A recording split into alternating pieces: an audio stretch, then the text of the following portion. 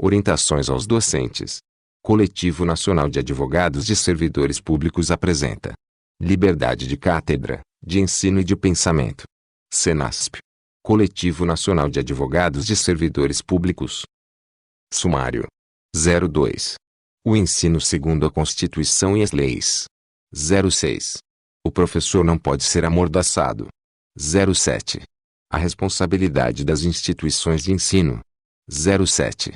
Instâncias universitárias. 08. A aula está protegida pelo direito autoral. 09. Não fique em silêncio. 09. O papel das entidades sindicais e associativas. 10. Reúna o máximo de provas possíveis. 11. Boletim de ocorrência. 11. Retirada de conteúdo ofensivo da rede direito de resposta. 12. Quando procurar a justiça. 13. O papel do Ministério Público. 14. Procedimento disciplinar. Apresentação. Sobre esta cartilha. Sob o falso dogma da verdade e da neutralidade, diversos atos estão sendo realizados e incentivados por figuras públicas e autoridades contra a liberdade de cátedra, contra a liberdade de ensino e contra a pluralidade de ideias em escolas, institutos e universidades de todo o território nacional. Recriando os tempos sombrios da nossa história, a patrulha ideológica está entrando nas salas de aula causando arrepios e incertezas naqueles que deveriam exercer de forma tranquila o papel de ensinar e transmitir o conhecimento de forma plural e autônoma. Nesse cenário é necessário reafirmar direitos de primeira geração, ditos fundamentais pela nossa Constituição Federal como a liberdade de expressão, a igualdade, a dignidade. No campo da educação esses princípios fundamentais se traduzem no princípio da liberdade de ensinar e aprender, no pluralismo de ideias e concepções pedagógicas, bem como na autonomia didático-científica das universidades, expressos no artigo 205 e seguintes da Constituição Federal. Projetos como Escola Sem Partido e atos estimulados sob esse mesmo viés principiológico confundem a educação escolar com aquela que é fornecida pelos pais, e, com isso, os espaços públicos e privados, impedem o pluralismo de ideias e de concepções pedagógicas, artigo 206, inciso 3º, Constituição Federal, e negam a liberdade de cátedra e a possibilidade ampla de aprendizagem, artigo 206, inciso 2º, Constituição Federal. Violam, ainda, disposições da Lei de Diretrizes de Bases da Educação, Lei números 9.394 de 20 de dezembro de 1996, e do Plano Nacional de Educação, Lei números 13.005 de 25 de junho de 2014. Assim, com o intuito de resguardar direitos e de esclarecer deveres é que o Coletivo Nacional de Advogados de Servidores Públicos, Senasp, orienta os docentes sobre formas de defesa e resistência em relação aos ataques à liberdade de cátedra e de ensino que se intensificam na atual conjuntura. Capítulo 1.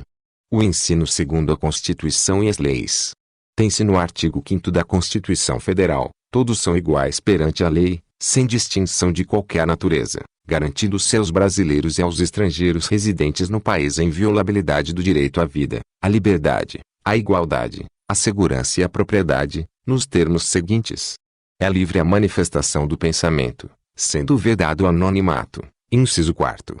É livre a expressão da atividade intelectual, artística, científica e de comunicação, independentemente de censura ou licença, inciso 9º. Todos podem reunir-se pacificamente, sem armas, em locais abertos ao público, independentemente de autorização, desde que não frustrem outra reunião anteriormente convocada para o mesmo local, sendo apenas exigido prévio aviso à autoridade competente, inciso 16. O capítulo da Constituição Federal reservado à educação estabelece em seu artigo 205 que a educação não visa apenas a qualificação para o trabalho mas visa também o pleno desenvolvimento da pessoa e seu preparo para o exercício da cidadania, ou seja, a formação para o exercício da cidadania é um dos objetivos do processo de formação educacional prestado pelo Estado e, portanto, função principal das atividades do professor.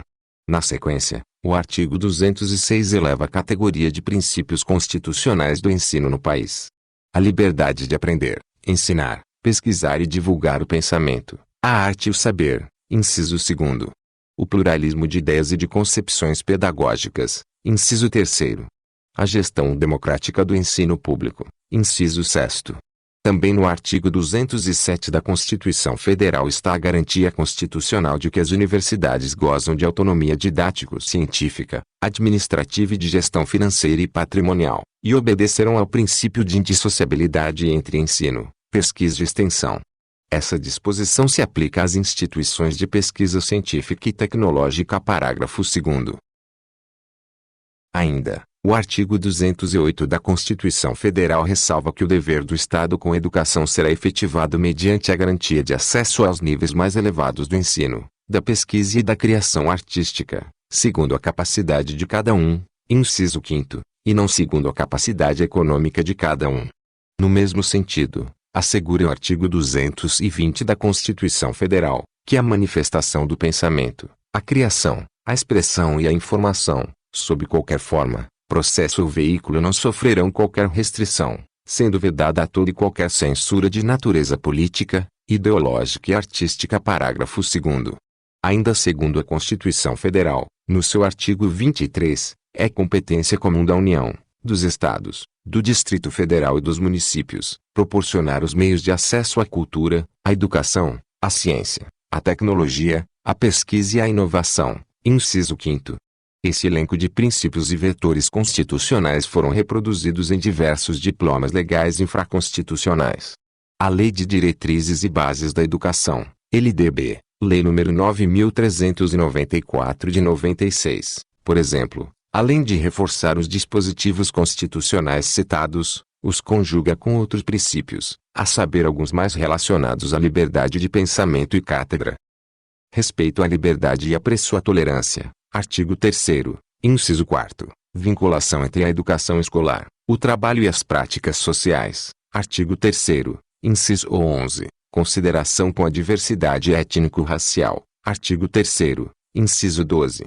Além disso, ao Tratado Ensino Básico, a LDB, em seu artigo 35, inciso 3º, estabelece de forma expressa que a etapa final da educação básica, 3 últimos anos, tem como finalidade exatamente o aprimoramento do educando como pessoa humana, incluindo a formação ética e o desenvolvimento da autonomia intelectual e do pensamento crítico, o que obviamente só pode ser alcançado quando se assegura aos docentes e discentes liberdade de ensinar e aprender, em um processo dialético.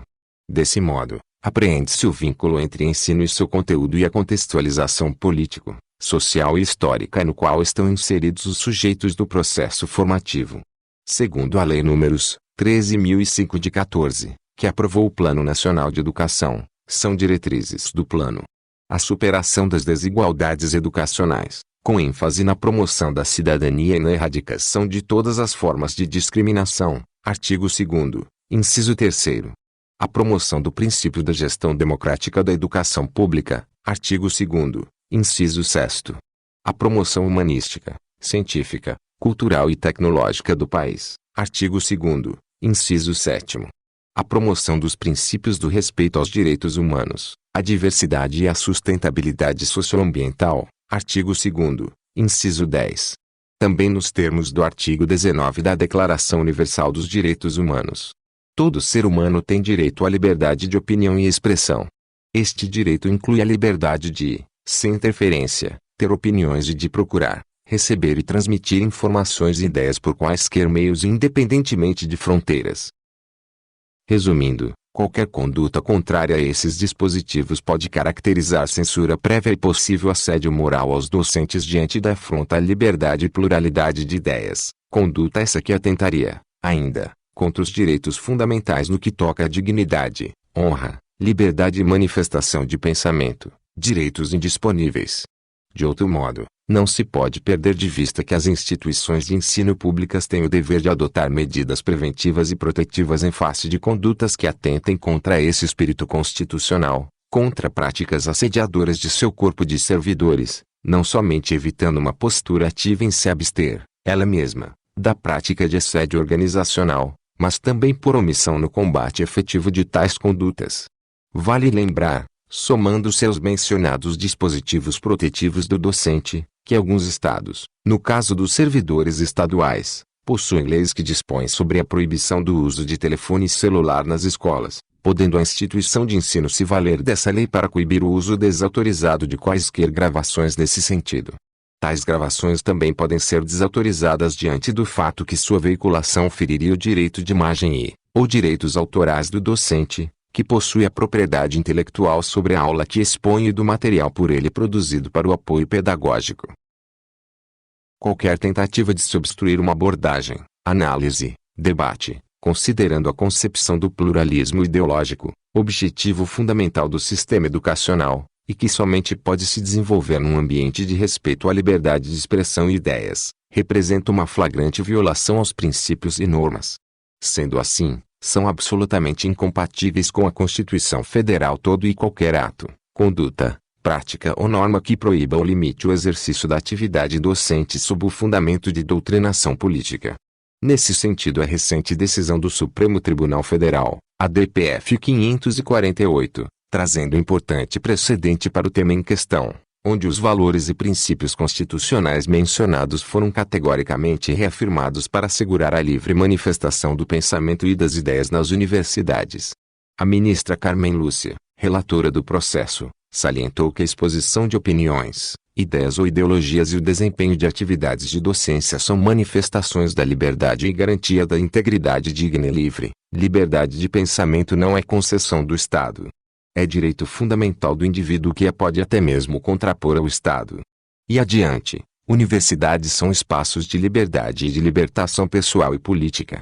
Orienta os docentes sobre formas de defesa e resistência em relação aos ataques à liberdade de cátedra e de ensino que se intensificam na atual conjuntura. Capítulo 2. O que mais você precisa saber? O professor não pode ser amordaçado. É importante lembrar que o projeto de lei números 867 de 15, que inclui entre as diretrizes e bases da educação nacional o programa Escola Sem Partido, se quando aprovado pelo Congresso Nacional, ainda deverá ser submetido ao controle de constitucionalidade pelo Supremo Tribunal Federal. É oportuno destacar, ainda, que o Supremo Tribunal Federal suspendeu, em sede de liminar, os efeitos de lei estadual de Alagoas promulgada sobre o espírito do projeto Escola Sem Partido. Na decisão, o ministro Luiz Roberto Barroso, STF, afirmou que em matéria de diretrizes e bases da educação nacional, a competência normativa privativa da União. Sob ponto de vista da constitucionalidade material, o ministro entendeu que a lei estadual em debate determinou que as escolas e seus professores atendessem ao princípio da neutralidade política e ideológica. Segundo o voto do ministro, a ideia de neutralidade política e ideológica da lei estadual é antagônica de proteção ao pluralismo de ideias e de concepções pedagógicas e à promoção da tolerância, tal como previstas na Lei de Diretrizes e Bases. A imposição da neutralidade, se fosse verdadeiramente possível, impediria a afirmação de diferentes ideias e concepções políticas ou ideológicas sobre um mesmo fenômeno em sala de aula. A exigência de neutralidade política e ideológica implica, ademais, a não tolerância de diferentes visões de mundo, ideologias e perspectivas políticas em sala.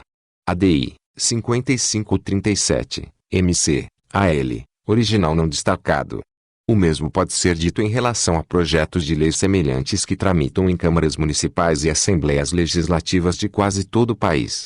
O fato é que a mera existência de iniciativas legislativas semelhantes ao projeto de lei número 867 de 15, não pode tolerar a liberdade dos docentes e discentes de ensinar e aprender. Vale dizer, desde que é respeitado o pluralismo, abordagens sobre temas de cunho político, religioso, étnico e de gênero, não só são permitidas, como absolutamente necessárias no processo formativo. A responsabilidade das instituições de ensino. É preciso ter sempre em mente que na relação de trabalho as instituições são empregadoras. Logo, elas são responsáveis por garantir a segurança, inclusive física, dos professores e dos demais empregados no ambiente de trabalho, assegurando-lhes, ainda, que possam exercer de forma livre e plena as suas atividades. Em outras palavras, as instituições de ensino são responsáveis por garantir a efetivação do processo de ensino e aprendizagem e execução do projeto político-pedagógico, o que não lhes retira, mas ao contrário, reforça, a obrigação de cumprir e de fazer cumprir todos os preceitos constitucionais, em especial os que orientam a livre manifestação do pensamento, a liberdade de expressão e de cátedra, o pluralismo de ideias, dentre outros. Por isso, os ataques aos docentes e ao ensino de um modo geral, podem e devem ser levados ao conhecimento da respectiva instituição de ensino, a fim de que sejam adotadas as providências que a ela couberem. Conforme o caso, a instituição pode ser responsabilizada por omissão. Instâncias universitárias. Nas instituições de ensino superior, os órgãos colegiados e as congregações das unidades universitárias constituem importantes espaços consultivos e deliberativos. Além dessas competências, é comum que esses órgãos também tenham competência normativa, o que lhes permite regular questões do âmbito interno da respectiva instituição. Nesse sentido, é importante que o movimento docente atue politicamente perante esses órgãos no sentido de provocar a necessária reflexão sobre o papel da instituição na normatização, por exemplo, de normas de convívio no ambiente acadêmico, sobretudo, em sala de aula. Regulamentar o uso ou a vedação dos meios de gravação das aulas por alunos ou terceiros, é meio hábil para retirar o docente do embate físico e psicológico de tal discussão em sala de aula. A existência dessas normas tem papel significativo na diminuição de conflitos.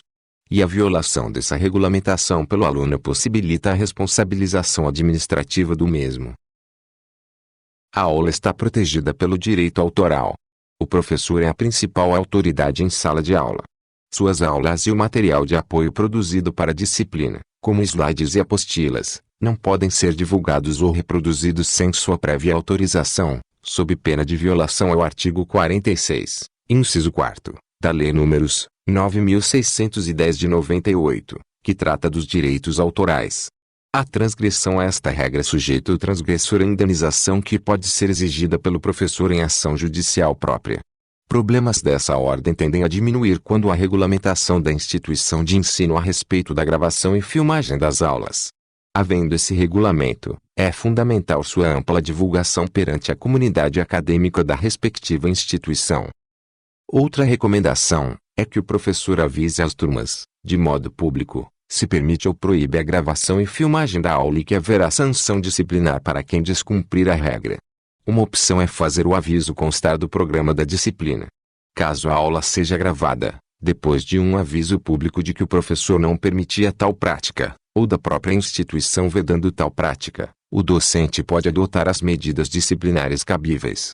Se a proibição estiver prevista em normas internas da instituição, esta deve ser comunicada. Deve também reunir testemunhas do episódio e buscar registrar a ocorrência nas instâncias universitárias competentes, como a coordenação do curso e da unidade, além da segurança do campus e do sindicato da categoria. Há estados e municípios que possuem leis proibindo a utilização do celular em sala de aula. Nesses casos, o descumprimento da lei também pode ser denunciado ao Ministério Público. Capítulo 3. O que fazer em caso de ataques ou ameaças? Não fique em silêncio. É fundamental que os ataques sofridos pelos professores e pela educação de um modo geral sejam levados a público. Por isso, professor A, não fique em silêncio ao ser vítima ou presenciar qualquer violência. O silêncio, nesses casos, contribui para a sistematização dos ataques. As denúncias servem para mover as pessoas e instituições incumbidas de garantir a educação, os direitos dos cidadãos, o cumprimento das leis e da Constituição, a defesa dos professores, e, por que não, a defesa dos alunos. Servem, além disso, para provocar o necessário resgate de princípios que regem o ensino em nosso país, princípios estes tão caros à nossa democracia. Por fim, servem, ou pelo menos deveriam servir, para a construção de um ambiente acadêmico mais solidário, em que alunos, pais e mães, professores e técnicos administrativos, tornem-se mais sensíveis aos problemas que parecem ser do outro, quando na verdade são nosso, e passem a ficar mais atentos aos episódios de violência e perseguição que, não raras vezes, levam pessoas ao adoecimento e morte. O papel das entidades sindicais e associativas. É muito importante o fortalecimento dos sindicatos nesse momento político como instância organizacional de enfrentamento e resistência. O desmonte dos sindicatos alavancado pela recente reforma trabalhista fragiliza a organização dos trabalhadores e desmobiliza a ação de suas lideranças. É preciso, portanto, esforço efetivo de todos de aproximação de seu sindicato.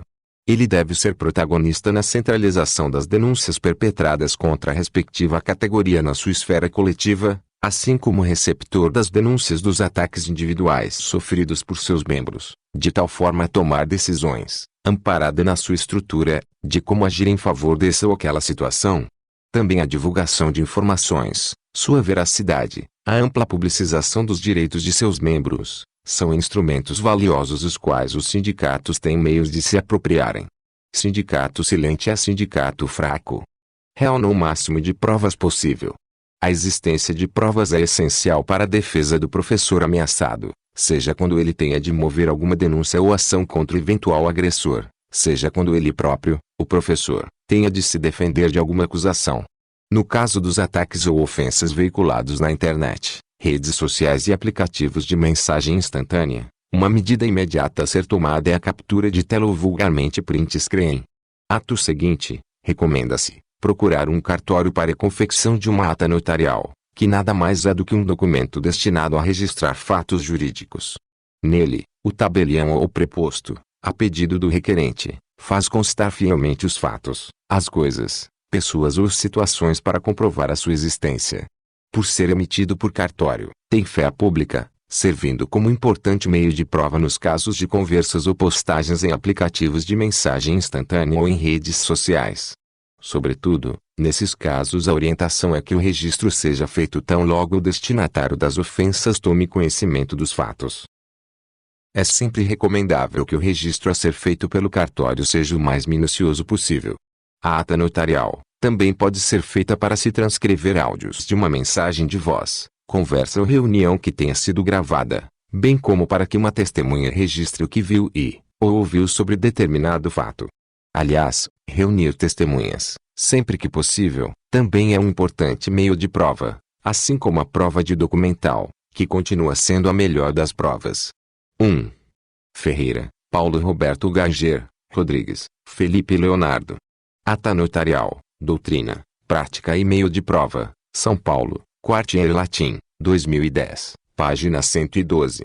Boletim de ocorrência. Não é recomendável que se chame a polícia no campus em caso de alguma ocorrência, apenas em último caso, se for vital. Se for preciso, acione a própria segurança do campus, se houver. Polícia dentro do campus é algo que se deve evitar. O boletim de ocorrência policial, entretanto, é sempre recomendável, após o fato ter sido registrado nas instâncias institucionais, não somente nos casos em que a conduta do agressor constituir crime, que possibilita a abertura de processo investigatório pela autoridade policial, mas também em outros casos, pois servirá, ao menos, como documento apto e válido para reforçar a manifestação na época do fato. O mesmo vale quando os fatos se repetirem após o registro do primeiro boletim. Vale lembrar que em alguns estados, dependendo da matéria a ser registrada no boletim de ocorrência, é possível sua realização por meio de boletim de ocorrência online, em delegacia eletrônica, onde o registro pode ser feito pela internet, sem a necessidade de se dirigir à delegacia de polícia. Retirada de conteúdo ofensivo da rede e direito de resposta. Parte considerável dos recentes ataques aos ex-professores, professoras, ocorreu através das chamadas mídias sociais, a partir das quais é possível produzir ou difundir informações ou notícias. Embora possa parecer o contrário, as redes sociais não constituem um mundo totalmente sem regras. Em geral, elas disponibilizam um documento chamado Regras da Comunidade. Em caso de veiculação de material criminoso ou ofensivo à imagem do professor nas redes sociais, recomenda-se, além dos devidos registros, captura de tela, ata notarial e boletim de ocorrência, denunciar o conteúdo para a própria rede social, indicando, sempre que possível, a regra violada, a fim de que o material seja retirado do ar. Se a resposta demorar a ocorrer ou o conteúdo for mantido no ar, a solução é solicitar a retirada através de uma ação judicial. Organizações como a Safernet Brasil, https://new.safernet.org.br, e o coletivo Intervozes, http://intervozes.org.br, também orientam nesses casos. Quando a ofensa é veiculada por meios de comunicação tradicionais, uma alternativa é solicitar o direito de resposta perante o próprio veículo. Caso este direito seja negado, a ação judicial é novamente o recurso cabível. Quando procurar a justiça, o poder judiciário não deve ser a primeira opção, nem deve ser acionado em todos os casos. A justiça é uma via fundamental para os seguintes casos: crimes contra a honra, necessidade de reparação por danos morais e materiais, Necessidade de alguma medida visando o cumprimento obrigações de fazer ou não fazer, como, por exemplo, retirada de material da internet, nas hipóteses em que o pedido de retirada não for atendido pelo responsável pela postagem ou pela hospedagem do conteúdo. Exercício do direito de resposta, se este direito for negado pelo veículo que difundiu a notícia ou informação. Anulação de ato administrativo persecutório instaurado contra o professor sem observância de preceitos legais ou constitucionais. Em todos esses recomenda-se que advogado, advogada, seja consultado. As entidades sindicais costumam oferecer assessoria jurídica. Ainda, a opção de se socorrer perante as defensorias públicas, nas hipóteses em que o professor não tiver condições financeiras de arcar com os custos da contratação de um advogado. O papel do Ministério Público. O Ministério Público tem compromisso com a ordem jurídica, com os interesses indisponíveis da sociedade e com o regime democrático, todos definidos na Constituição Federal e nas leis vigentes. As funções institucionais do Ministério Público estão previstas no artigo 129 da Constituição Federal de 88. Trata-se de rol meramente exemplificativo, uma vez que seu inciso 9 estabelece que compete, ainda, ao Ministério Público exercer outras funções que lhe forem conferidas, desde que compatíveis com sua finalidade. Além disso, mesmo que não estivéssemos diante de questões ligadas ao ensino, que é um direito fundamental, temos que adolescentes e idosos compõem o corpo docente, discente das instituições de ensino e, dessa forma, danos ou lesões a interesses transindividuais relacionados com a sua proteção, atraem a competência absoluta do Ministério Público para atuar, seja nas investigações seja na persecução penal. O Ministério Público do Estado de Santa Catarina, por exemplo, entendeu que a ação de candidata a deputada estadual eleita que incitou alunos menores de 18 anos a realizar filmagens de professores, representa exploração política dos menores, o que violaria as disposições do artigo 227 da Constituição Federal e o artigo 5º do Estatuto da Criança e do Adolescente, Lei números 8.069 de 90. O Ministério Público também pode ser acionado nos casos concretos de perseguição perpetradas por alunos, pais, ou pela própria instituição de ensino, contra os professores em razão de manifestação em sala de aula, sobretudo, quando tais perseguições ameaçarem o ensino ou quando resultarem na prática de ilícitos penais. 2. Tribunal de Justiça de Santa Catarina, Comarca da Capital, Vara da Infância e da Juventude, Ação Civil Pública números 0917862 a 17.2018.8.24.0023. Procedimento disciplinar, PAD, sindicância, processo ético, procedimento na ouvidoria. O professor, a rigor, só pode ser responsabilizado disciplinarmente em duas hipóteses: transgressão ao regime disciplinar e descumprimento do projeto político-pedagógico. O regime disciplinar é o conjunto de regras de conduta que determinam o que deve ser observado e o que não pode ser feito pelo professor. Essas regras estão previstas nas normas que regem a sua relação de trabalho, no caso dos servidores públicos, na lei que estabelece o regime jurídico. Não há conhecimento de regime jurídico que restrinja a liberdade do professor em sala de aula, até porque eventual regra neste sentido violaria princípios previstos na Constituição Federal, assim como na Lei de Diretrizes e Bases da Educação, LDB, Lei números 9.394 de 96, e no Plano Nacional de Educação, Lei números 13.005 de 14. Vale lembrar que para conter uma onda recente de incitação de alunos à gravação de professores em sala de aula, o Ministério Público Federal exarou recomendação 3 aos dirigentes de universidades e institutos federais para que se abstenham de qualquer atuação ou sanção arbitrária em relação a professores, com fundamento que represente violação aos princípios constitucionais e demais normas que regem a educação nacional, em especial quanto à liberdade de aprender, ensinar, pesquisar e divulgar o pensamento, a arte e o saber, ao pluralismo de ideias e de concepções ideológicas, adotando as medidas cabíveis e necessárias para que não haja qualquer forma de assédio moral em face desses profissionais, por parte de estudantes, familiares ou responsáveis. O que fez o Ministério Público foi delimitar, com precisão, as hipóteses em que o professor não pode sofrer ação persecutória por manifestações em sala de aula. A medida foi reproduzida por outras unidades da Procuradoria da República país afora, 4. Nas regiões alcançadas por recomendações semelhantes do Ministério Público, o descumprimento dessas orientações deve ser comunicado imediatamente ao respectivo órgão. As entidades sindicais representativas dos professores são importantes atores nesse processo. De resto, cabe dizer que compete ao denunciante e não ao professor indicar de forma objetiva em que ponto o profissional deixou de cumprir o projeto político-pedagógico estabelecido pela instituição. E, independentemente da motivação da denúncia, uma vez recebida a intimação da instauração do processo disciplinar, o professor deve procurar um advogado, de preferência aquele indicado pela entidade sindical que o representa, dada a experiência que, em geral, esses profissionais têm com o trato dessas matérias. 3. Procuradoria da República no município de Chapecó, Inquérito Civil números 1.33.002.0004692-2018 a 60, Recomendação números 22, de 29 de outubro de 2018, da lavra do Procurador Carlos Humberto Prola Júnior. 4. No mesmo sentido, Procuradoria da República em Santa Catarina, Gabinete do Procurador Regional de Direitos do Cidadão, Procuradoria da República de Santa Catarina, Inquérito Civil números 1.33.000.0022228-2018 a 75, Recomendação números 54, de 30 de outubro de 2018, da lavra dos Procuradores Fábio de Oliveira e Cláudio Valentim Cristani.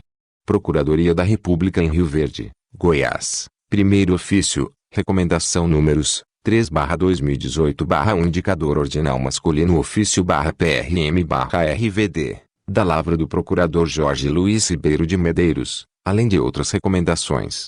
Elaboração: Grupo de Trabalho da Educação do Coletivo Nacional de Advogados de Servidores Públicos. Escritórios membros: Bordas Advogados Associados, Porto Alegre, Rio Grande do Sul. Telefone 51 32 28 99 97. Celso Carmelo Gomes de Moraes, Santa Maria, Rio Grande do Sul. Telefone 55 32 22 21 10. Guedes Pereira e Duarte Advogados Associados, João Pessoa, Paraíba. Telefone 83 32 41 90 90. Josilma Saraiva, Advogados Associados, Brasília, Distrito Federal. Telefone 61 32 24 21 06. Lindenmayer Advocacia Associados S/S. Rio Grande, Rio Grande do Sul. Telefone 53 32 33 74 00. Gondim Marques Cavalcanti e Garcia Advogados Associados, Natal, Rio Grande do Norte. Telefone 84 36 15 40 50. Machado Silva, Palmiciano e Grilo Advogados, Rio de Janeiro, Rio de Janeiro. Telefone 21 22 62 37 12. Macieira, Nunes, Zagallo e Advogados Associados, São Luís, Maranhão. Telefone 98 38 78 66 00. Paese, Ferreira e Advogados Associados S/C. Porto Alegre, Rio Grande do Sul. Telefone 51 32 87 52 00. Trindade e Arzeno Advogados Associados, Curitiba, Paraná. Telefone 41 30 14 97 74. Marinês Alxeri Advocacia, Viçosa, Minas Gerais. Telefone 31 38 92 46 92. Mauro Menezes e Advogados, Brasília, Distrito Federal. Telefone 61 21 95 0000. Estevão, Ferreira e Pinheiro Advogados Associados, Recife, Pernambuco. Telefone 81 34 23 24 94. Silva, Lux Filho, Palanowski Goulart Advogados Associados S/C. Florianópolis, Santa Catarina. Telefone 48 30 24 41 66. Lara Lorena Ferreira Sociedade de Advogados, São Paulo, São Paulo. Telefone 11 38 68 27 29. Josino Ribeiro Neto e Advogados Associados, Teresina, Piauí. Telefone 86 21 06 74 76. Cláudio Santos e Advogados, Brasília, Distrito Federal. Telefone 61 32 97 22 31. Marcelo Chaureu Advogados, Rio de Janeiro, Rio de Janeiro. Telefone 21 31 48 96 44. Amorim e Ribas Advogados Associados. Belém, Pará. Telefone 91 32 49 06 16. JBM Assessoria Jurídica. Rio Branco, Acre. Telefone 68 32 24 28 55. Link desta cartilha em PDF para baixar, na descrição do vídeo.